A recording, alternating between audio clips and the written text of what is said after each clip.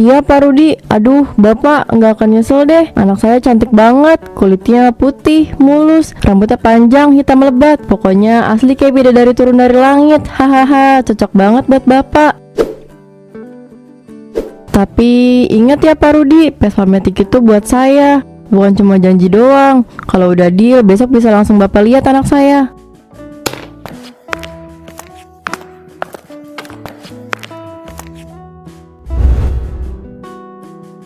Bu, ibu ngomongin apaan sih? Kok kayaknya nggak enak banget kedengerannya.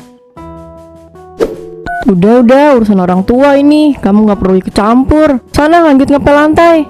Tapi tadi ibu bilang soal aku, nyebut nama aku juga. Siapa sih itu? Kenapa bawa-bawa aku segala, Bu? Kamu nggak dengar omongan ibu ya? Itu urusan ibu, jangan kebanyakan tanya.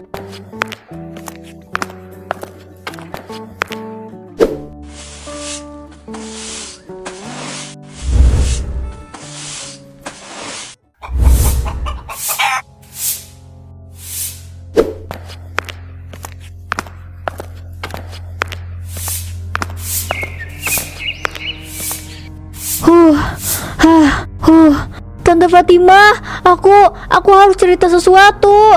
Ada apa nih, So? Kok kamu kayak kelihatan takut gitu? Aku nggak ngerti tante. Ibu tuh tadi ngobrol sama orang di telepon. Dia ngomongin aku ke orang kaya. Aku takut banget.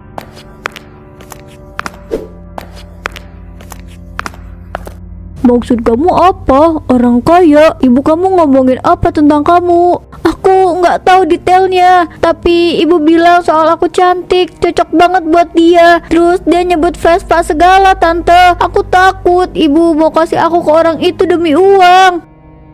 Tenang dulu nih So, jangan buru-buru takut. Mungkin cuma salah paham. Enggak tante, aku tahu ibu. Dia udah sering ngomongin soal Vespa itu. Kayaknya ini serius tante. Ya Allah, kalau benar Nisa, kamu harus berhati-hati ya. Kalau kamu merasa ada yang gak beres, langsung kabarin tante. Tante pasti bantu kamu sebisa mungkin. Iya tante, aku bener-bener gak tahu harus gimana sekarang. Udah, kamu sabar dulu ya. Jangan bikin ibu kamu curiga. Jangan sampai ibu kamu tahu soal ini. Tapi kalau situasinya makin parah, kita bakal cari jalan keluarnya.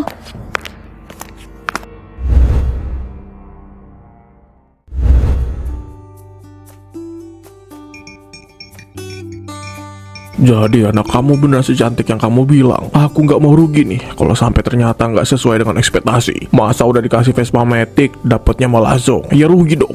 Hahaha. Aduh Pak Rudi, anak saya tuh beda. Nggak ada yang kayak dia di kampung ini. Kulit putih, rambut panjang hitam, pokoknya kayak artis. Aku nggak bisa cuma percaya sama omongan doang. Besok aku harus lihat sendiri dengan mata kepalaku. Besok Bapak lihat sendiri. Tapi inget ya, Vespa Matic itu buat saya. Nggak ada nego-nego lagi. Deal, aku transfer DP-nya buat beli Vespa malam ini. Tapi jangan sampai bikin aku kecewa ya. Wah, Bapak emang paling bisa dipercaya. Nggak salah saya milih Bapak. Hahaha, ya udah, deal ini jangan sampai bocor ke siapa-siapa. Kalau sampai bocor, ya kamu tahu sendiri kan risikonya. Tenang Pak, saya kan pintar jaga rahasia. Yang penting Vespa Matic udah di tangan. Saya senang banget loh Pak, hahaha.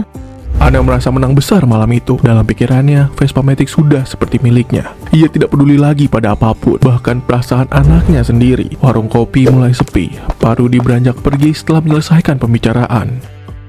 Ana tetap di tempatnya, memesan kopi tambahan dengan hati yang sangat senang. Namun, di dalam kegelapan malam, seorang mengintip dari jauh. Fatimah yang diam-diam mengikuti Ana mendengar sebagian besar percakapan tadi. Wajahnya terlihat marah dan kecewa. Fatimah semakin yakin bahwa Ana telah kehilangan akal sehatnya. Dia bertekad untuk menyelamatkan Nisa dari jebakan ibunya sendiri.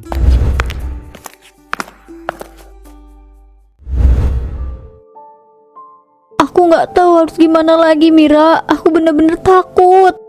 Tunggu dulu. Maksudmu apa Nis? Apa yang terjadi?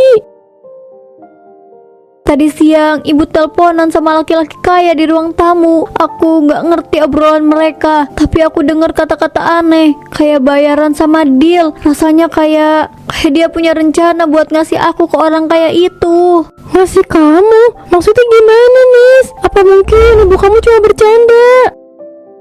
Enggak Mira, ini bukan bercanda. Aku tahu kalau ibu itu keras kepala, tapi kali ini beda. Tatapannya dingin banget. Aku takut Mir, kalau beneran aku nggak tahu harus apa.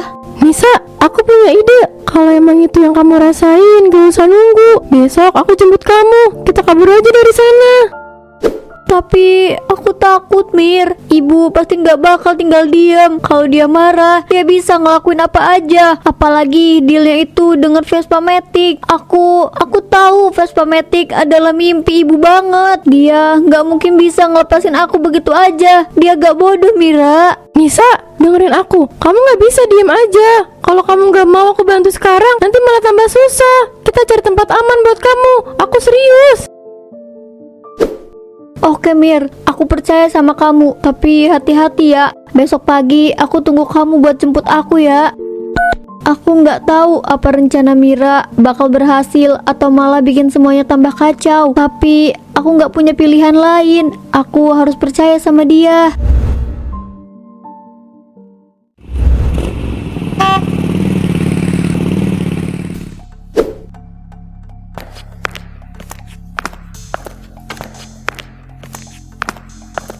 Kamu ngapain kesini pagi-pagi, ha? Jangan macem-macem ya kamu. Tante, saya mau ajak Nisa jalan-jalan sebentar. Jalan-jalan apaan? Anak saya nggak kemana-mana. Pergi kamu dari sini. Tante, Nisa udah cerita semua ke saya. Saya nggak bakal tinggal diam kalau dia kenapa-napa. Hahaha, cerita apaan? Anak saya itu terlalu banyak drama. Kamu gak usah ikut campur urusan keluarga orang. Pergi sana sebelum saya panggil orang kampung. Kamu itu masih bocah, nggak perlu ikut campur urusan begini. Saya itu orang tuanya Nisa. Saya besarin Nisa dari kecil. Kamu tahu nggak? Bapaknya itu ninggalin dia dari kecil. Saya yang berjasa besarin dia. Nisa, aku di sini. Ayo keluar. Kamu di mana, Nisa?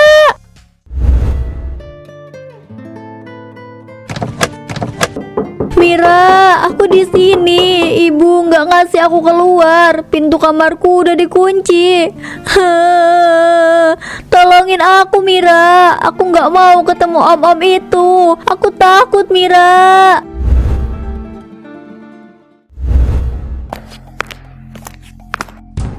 Diam kamu Nisa. Kamu bikin malu keluarga aja. Kalau ibu bilang jangan kemana-mana, udah diam. Jangan banyak tingkah kamu.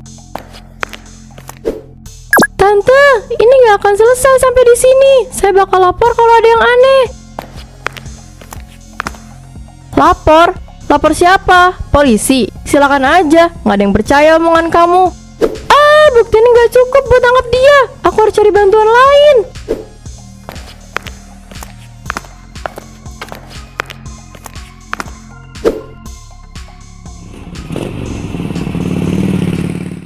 Pagi itu Fatimah sedang berkunjung ke rumah PRT yang bernama Pak Arman. Fatimah menceritakan mengenai ketakutan Nisa yang dia dengar kemarin. Kebetulan sekali Mira lewat. Dia yang barusan mengalami keributan dengan ibu dari Nisa ingin sekali melaporkan kejadian itu kepada Pak RT.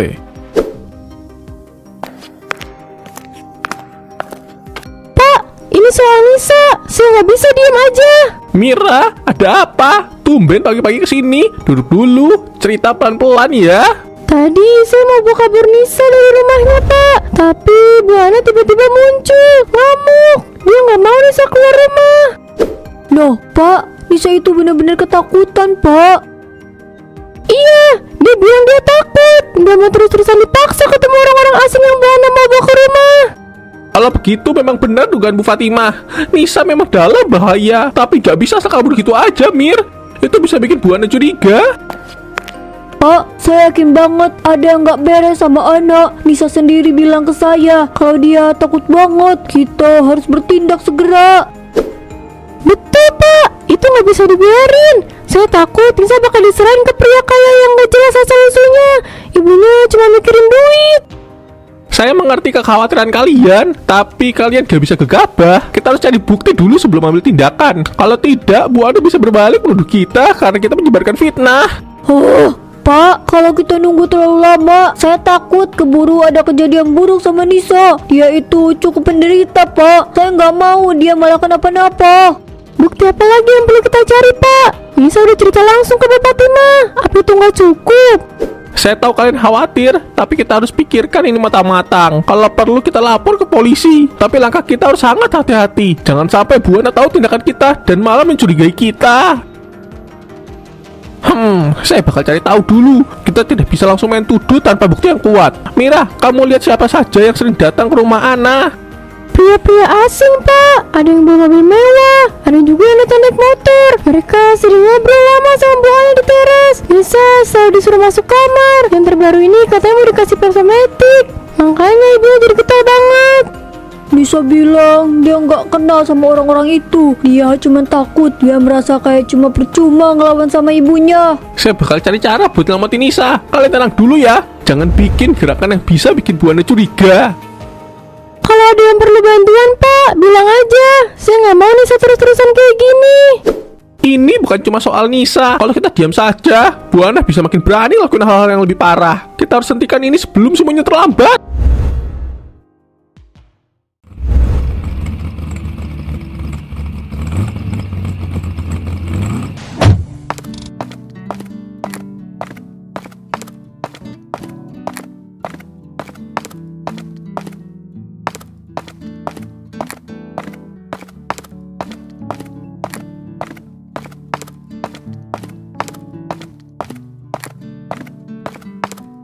Ana, ku bawakan Vespa Matic sesuai yang kamu mau. Sekarang, kau berikan apa yang ku mau.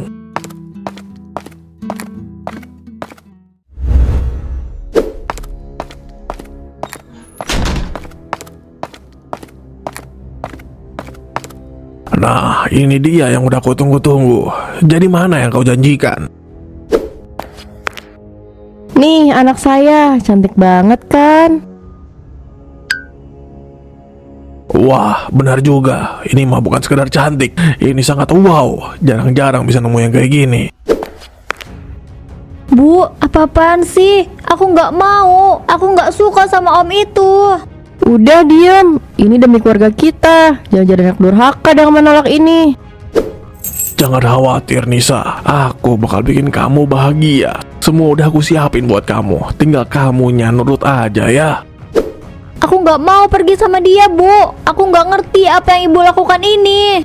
Ah, kamu gak ngerti apa-apa, Nisa. Kita ini udah susah, paham? Vespa ini bisa bantu hidup kita lebih baik. Kamu cuma perlu ikut parodi bentar aja. Sekali-sekali berbakti sama orang tua. Apa salahnya?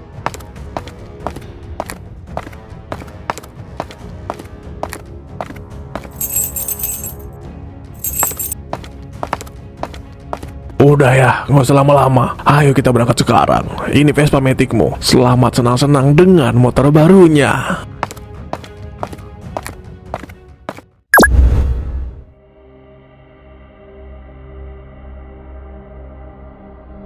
Bukti ini sudah sangat kuat untuk menangkap Ana. Aku harus segera melaporkan ini ke polisi.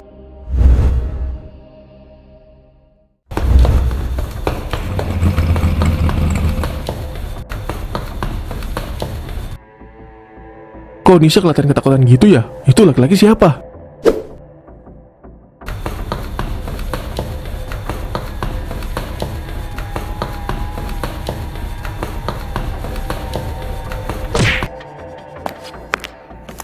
Aduh, Dani, kamu kalau jalan lihat-lihat dong. Bu Fatimah, aku tadi lihat sesuatu yang aneh. Nisa lagi sama laki-laki kaya. Terus Nisa kayaknya dipaksa ikut. Astaga, Dani, jangan-jangan beneran Bu Ana udah ngelakuin hal gila. Aku rasa ini gak baik deh, Bu. Kita harus cepat-cepat ke rumahnya Bu Hana sebelum terlambat.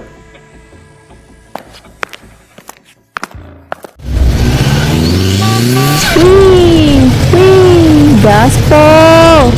Wow, seru banget. Enak ya punya Vespa Matic. Berasa jadi orang kaya, hahaha.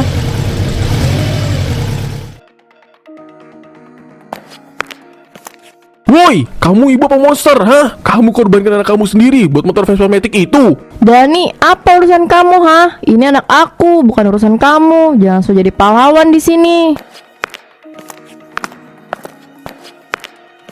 Bu Ana, aku ngerti kamu susah, tapi ini nggak benar. Kamu nggak bisa kayak gini ke anak kamu sendiri. Aku ini ibu yang cuma mau yang terbaik buat keluarga aku. Kalian gak ngerti betapa susahnya aku selama ini. Tapi caranya gak kayak gini, Bu. Kamu ibu, tapi lebih mirip monster kalau begini caranya. Heh, tahu apa kamu soal jadi orang tua, ha? Nisa itu anak kandungku. Dia harus berbakti sama orang tuanya sendiri. Kalau dia nggak mau dicap jadi anak durhaka, ya harus nurut sama orang tuanya. Justru kalian itu tuh sibuk banget ngurusin hidup orang lain. Udah kaya belum kalian? Udah bisa ngasilin duit? Wah, stres nih orang. Udah Nadani, kita lapor aja ke polisi. Pak RT Arman juga sudah tahu masalah ini kok. Yuk, segera kita lapor. Lihat aja kamu, harta nggak berkah itu akan cepat Tuhan ambil dari tanganmu. Dasar sombong. Hahaha, Iri bilang, bos.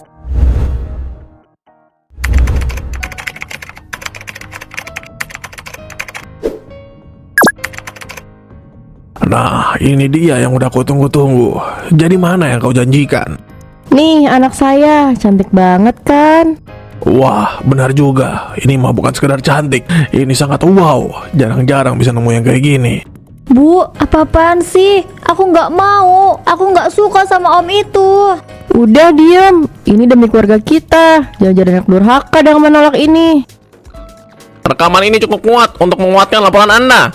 Iya Pak, saya gak tahan lagi lihat Nisa diperlakukan kayak gitu. Dia gak punya sosok ayah, tapi ibunya sendiri sangat tega. Baiklah, ayo kita harus segera bertindak. Nggak bisa dibiarkan, ibu anak ini bisa kena pasal atas tindakan melawan hukum. Tolong Pak, tolong lakukan yang terbaik. Nisa gak salah apa-apa Pak, tapi hidupnya udah hancur karena ibunya sendiri. Kami langsung bergerak ke lokasi. Pak Arman, kami butuh Anda ikut untuk memastikan semuanya berjalan dengan lancar. Baik Pak, saya akan ikut. Hahaha, aku seneng banget punya Vespa Matic impian. Aku bisa jalan-jalan kemanapun yang aku mau naik Vespa ini. Hahaha. Mau ngapain sekarang juga? Apa-apaan ini? Siapa yang berani manggil polisi? Kok bisa ada polisi sih?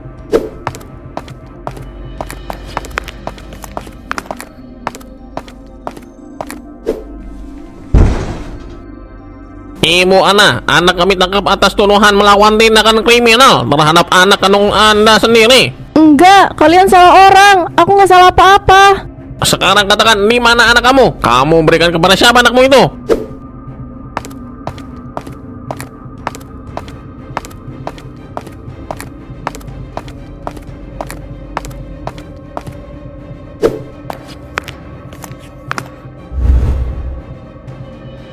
Kamu nggak punya hati, Bu Anak. Nisa itu darah daging kamu. Harusnya kamu lindungi dia, bukan malah membuatnya hancur. Ah, kalian nggak ngerti apa-apa. Aku cuma pengen hidup lebih enak. Salahku apa? Kalian nggak tahu susahnya hidupku. Oh, nanya banyak cincong. Di mana anak kamu itu? Jika tidak memberitahu, maka saya akan mengajukan ke hakim agar kamu dipenjara lebih lama lagi. Ya, jangan Pak Polisi. Nisa sekarang ada di rumah Pak Rudi. Saya menukarnya dengan Vespa Matic ini. Sungguh sangat terlalu. Baiklah kalau begitu, Anda ikut kami ke kantor polisi. Pak Arman, pihak kepolisian akan segera menelusuri ini dan membawa Nisa kembali ke sini. Saya mohon tunggu perkembangan kasus ini ya Pak. Ayo cepetan kamu jalan, jangan lelet.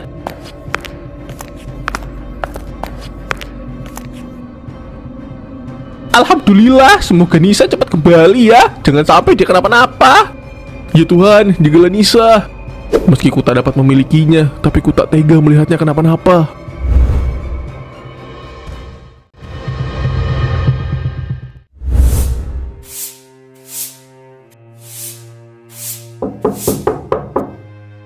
Iya, siapa? Sebentar ya.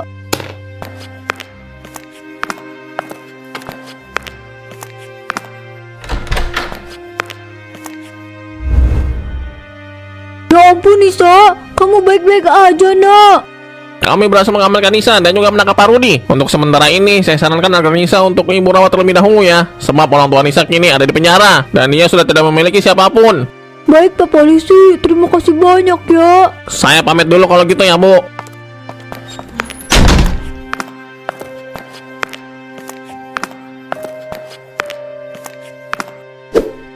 Kamu gak apa-apa kan Nisa? Ibu panggil teman-teman kamu ke sini ya, supaya kamu ada teman ngobrol.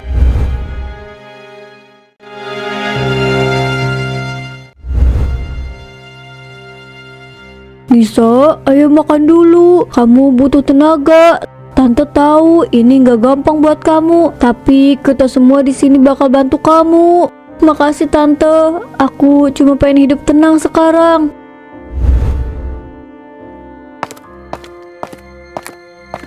Kamu gak sendirian, Nis. Aku juga bakal bantu kamu. Kalau ada apa-apa, langsung bilang ke aku aja ya. Nisa, kamu anak yang kuat. Aku yakin kamu bakal bisa lewatin semua ini. Hidupku mungkin gak sempurna, tapi aku bersyukur masih ada orang-orang yang peduli sama aku. Tante Fatima, Dani, Mira, mereka semua keluarga baruku. Aku gak mau lagi terjebak di masa lalu. Aku cuma pengen hidupku tenang mulai sekarang.